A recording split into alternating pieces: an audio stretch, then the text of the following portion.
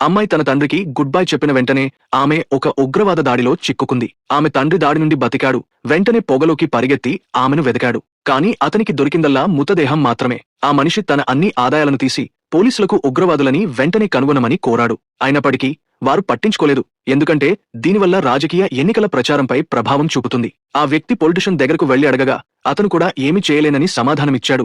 ఆ వ్యక్తిని కార్యాలయం నుండి బయటకు తోసేశారు. ఆ తర్వాత ఆ వ్యక్తి టాయిలెట్కు వెళ్లి 2 బాటిళ్లను తీసి దానితో బాంబు తయారు చేశాడు. అతను ప్రభుత్వ భవనం నుండి బయటకు వచ్చినప్పుడు స్థలం పేలిపోయింది. త్వరలో పొలిటిషియన్ కు ఆ వ్యక్తి నుండి ఫోన్ కాల్ వచ్చింది. ఆ వ్యక్తి ప్రతీకారం కోసం ఏదైనా చేయడానికి సిద్ధంగా ఉన్నాడు. అతను ఇంటికి వెళ్లి బాంబులను తయారు చేయడం కొనసాగించాడు. ఆ తర్వాత అతను బాంబులను పొలిటిషియన్ మాన్షన్ కు తీసుకెళ్లాడు. అతను తన కారును ఆకులతో కప్పి అన్ని గుర్తులను తొలగించాడు. రాత్రి పడినప్పుడు అతను సెంట్రీని తొలగించి బాంబులను స్టేబుల్లో ఉంచాడు. కౌంట్డౌన్ ముగిసిన తర్వాత స్టేబుల్ మండిపోయింది. పేలుడు శబ్దం విని పొలిటిషియన్ వెంటనే బయటకు పరిగెత్తాడు. ఇది ఆ వ్యక్తి నుండి మరొక హెచ్చరిక అని తెలిసినందున పొలిటిషియన్ ఆ వ్యక్తిని అరెస్టు చేయడానికి కొంతమందిని పంపించారు. త్వరలో మర్సనరీలు అడవిలో ఆ వ్యక్తిని కనుగొన్నారు. కానీ ఆ వ్యక్తి ఇప్పటికే ట్రాప్లను సిద్ధం చేశాడు. ఒక మర్సనరీ ఆ వ్యక్తి బ్యాగ్ను చూసి దగ్గరకు వచ్చాడు.